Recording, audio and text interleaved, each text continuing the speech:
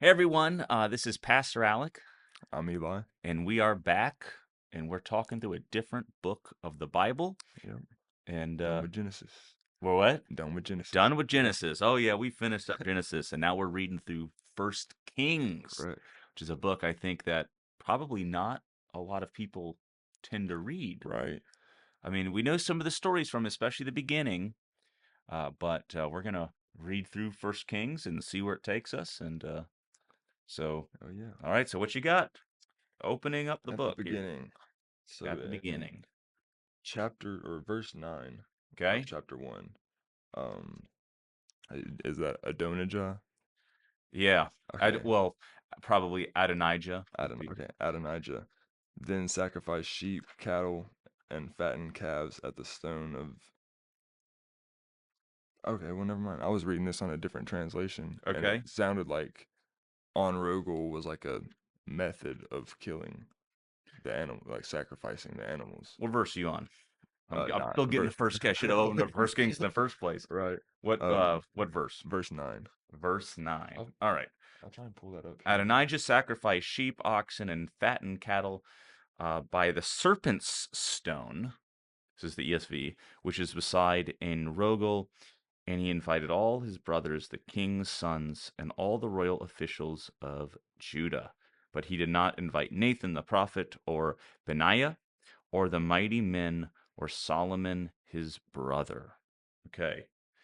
Um, My question was what was on Rogel, but it was like the wording that I read it in. yeah. I didn't read it in this Bible. I read it on my computer, Okay. and it just worded it as like on Rogel was a method of sacrificing them. So I was Oh, wondering if like yeah, interesting. Um, yeah. but yeah. See now Oh, yeah. It's a spring place we're the talking spring about of here. Rogel is what it says. Right. Yeah. Okay, so yeah, Yeah. Ayin is spring. right, That, yeah, that's the. Yep. So I think what's interesting though is look what's happening here is Adonijah.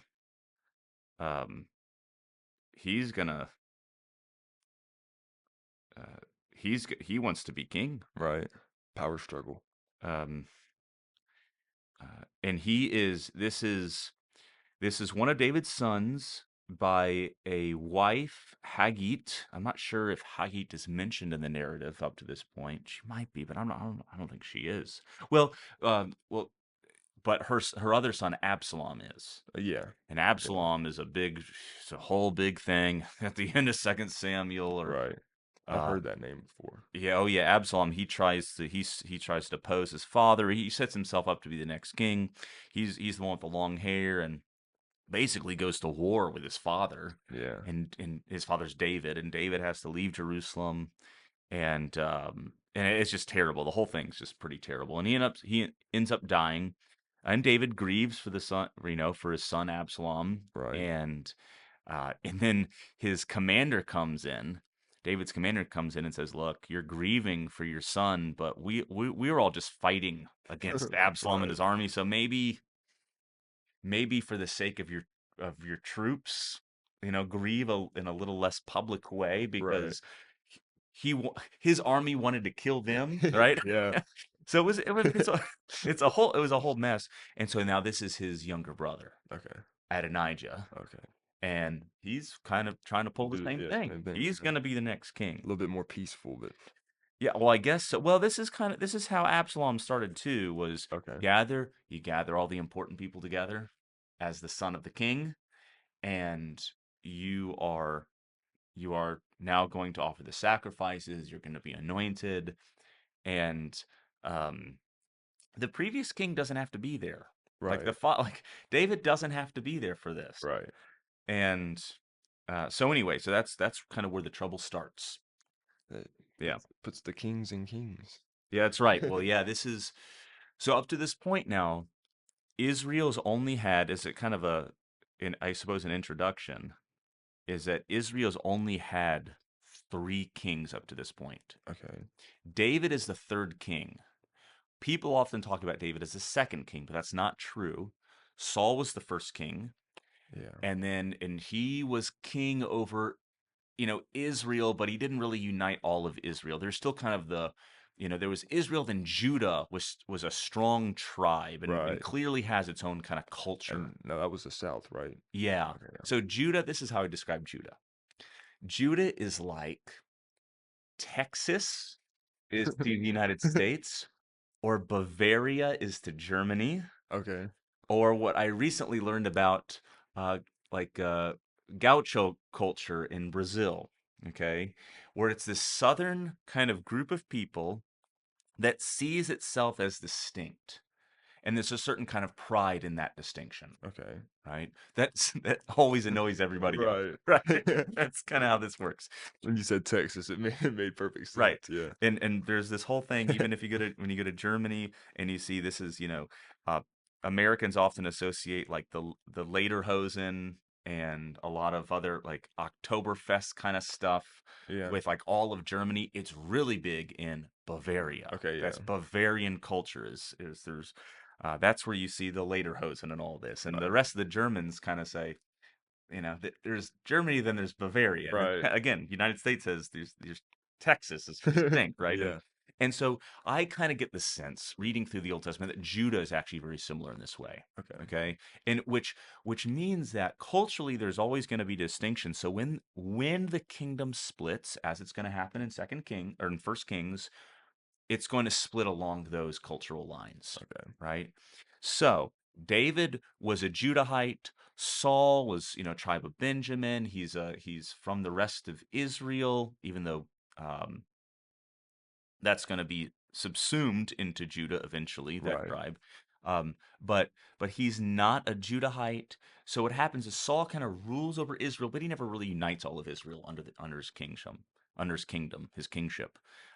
His son Ishbosheth then becomes king over all after Saul dies. His son Ishbosheth becomes king over Israel, and David becomes king over Judah. Okay. At the same time. Yes, Okay. Yeah. and David reigns for what 7 years over Judah. Ishbosheth is, I mean, he's kind of assassinated. It's a terrible thing that happens there. Right. He only rules a couple years over Israel, Okay.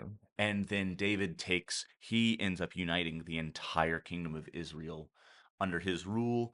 Under then Solomon is going to become king, and he will rule over the united kingdom, right? It's called the united monarchy, and then his son messes it all up, and we'll read about that when we get there. So at this point, then we've only had, I mean, Saul was kind of a regional leader. Yeah. Ishbosheth was a regional leader, while David was also a regional leader.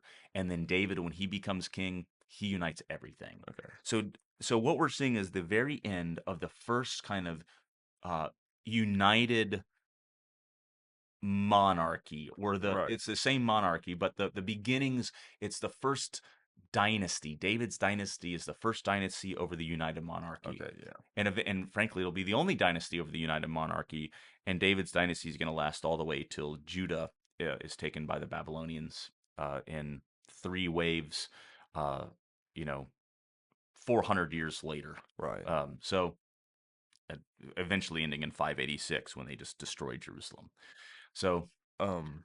What did like the land, like geographical boundaries of Israel look like back then? they were, well, it depends on when you're talking. So they would go down to the Negev Desert, which there's a basically, it would touch the Red Sea Okay. Oh wow. and barely, I mean, very similar to what you see today. And then it would go north up to the Euphrates River. Kind of, it has this kind of curve to it, and so uh, it goes to basically to like modern day Turkey. Okay. And so Israel, the kingdom of Israel, would kind of go up and kind of meet that. Right. And then uh, one kind of typical border, kind of natural border, would be um, the Jordan River. So, Yeah. the Mediterranean to the west, the Jordan River to the east, but then Israel would go well beyond the Jordan River. Okay. And it's difficult to tell how far. It's like Right. how far into the Sinai Peninsula south they would go, and how far east past the Jordan River they would go. Right. I mean, Because I know now it's even a weird, like a well, weird now it's a shift. whole different thing. Yeah. It's the modern state of Israel. Yeah. It's not this. Oh yeah. This is a whole Yeah. different thing here. It's not the same thing. And so but it's difficult to tell how big David's kingdom actually was because it seems to have gotten pretty big. Right. And by the time Solomon rolls around, Solomon seems to be overseeing a pretty large empire here. Right. Yeah. So into Egypt, it seems, and Egypt would include the Sinai Peninsula, Yeah. um, and all the way to the Euphrates. But I mean, it depends on kind of how you take that. Is it just north to the Euphrates where it kind of comes over, or is it much further? Is it much further east out? Right. But a lot of that was pretty arid at the time, uh, as it is today. It still Desert. is. So Yeah. it's difficult to tell how big, but it seems to be like it was definitely bigger than what it ended up being Right. because it shrunk. Yeah. Oh yeah. Yeah. So I would say if you were to look at like a map today of the modern state of Israel, which again, very distinct from this, Right. you could probably, uh, you know, expand that a little bit Yeah. and you would get what David was probably Okay. ruling Yeah. over. That's kind of what I was expecting, but I Yeah. just didn't know exactly. Yeah. Now here's one thing is that you never really see what's interesting is you never really see David conquer the Philistines Yeah. fully. And in Philistine, that's where Plishtim, that's the Hebrew word, that's actually where the modern word Palestine comes from. Oh really? Yeah, yeah, that's where they Okay. get that from. And they had three major cities on the coast of the Mediterranean in Gaza.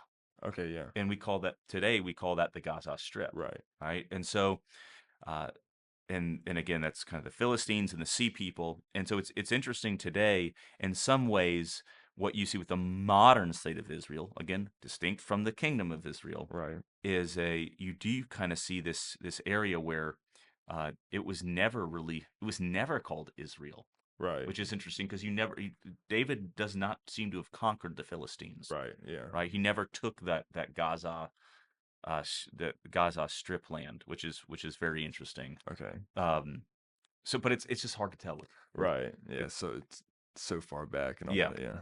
So, but there's reconstructions, which I think is people try to create maps and reconstruct Right. it, and Yeah. so yeah. So how much were you able to? I mean, it's an introduction, so Yeah. you started There was a lot. there's a lot there's a I was lot gonna just in say yeah. chapter one, right? Yeah. Um. I was so with Adonijah. Did Yeah, he just want the throne, or yeah. was it just? Did he It, just want? Yeah, yeah. It the was answer is yes. okay. He just wanted the throne. I didn't know if it was like when Jacob had a dream and he just everyone else despised him because he thought he was better. No, no. Well, it says here in verse 8. Well, yeah, verse 8. Or sorry, verse 5. Now Adonijah, the son of Haggith, exalted himself, saying, I will be king. So there's no Yeah. no dreams, no Right. anointing by the prophet or something. It's interesting. Remember, how does Saul become king? Well, Samuel, he's looking for his father's livestock, and Samuel is kind of guided towards him, Yeah. right, by God, and says, "This is the guy that you're looking for," and you anoint him. And it's all very divinely appointed. Right. And then while Saul is kind of set up for failure, and he ends up kind of failing as king, and while he's still king, though, God sends Samuel to Bethlehem to go to the house of Jesse, and he tells him which son he's going to anoint. And it ends up being the youngest one, Right. David, right? And he anoints him. All very divinely ordained, Right. right? Not Yeah. First Kings chapter 1 verse Call 5. me king. Adonijah exalted himself, saying, "I will be king." It's It's like like a Scar from Lion King. it is. Yeah. Oh my gosh, yes, in a lot of ways it is. Um, and of course, Lion King is like, I mean, that's like a cartoon version of Hamlet, Right. right? Yeah. And that those kinds of themes you see a lot of, and the Shakespearean themes in a lot of ways reflect biblical themes. Yeah. So you have a lot of that. I mean, just through David's life, especially towards the end of his life, all of his kids they're gonna find a way to become king, Right. and one of them is successful. And when we get to it, we'll have to talk about why is he Okay. successful. Okay. Okay? And Could he's you not refresh? necessarily all that more noble than the others. Right. Okay? And that's gonna be Solomon, of course. Okay. So I was thinking you were gonna say something else, and I was like, no, that's okay. Solomon is so. And then I was reading. So in chapter 1, verse 41, Yep. I don't know. This is probably just in my head because I'm a Celtics fan. And, they won the championship. Yeah. Um, it said Adonijah and all the guests who were with him heard as they were finishing their feast.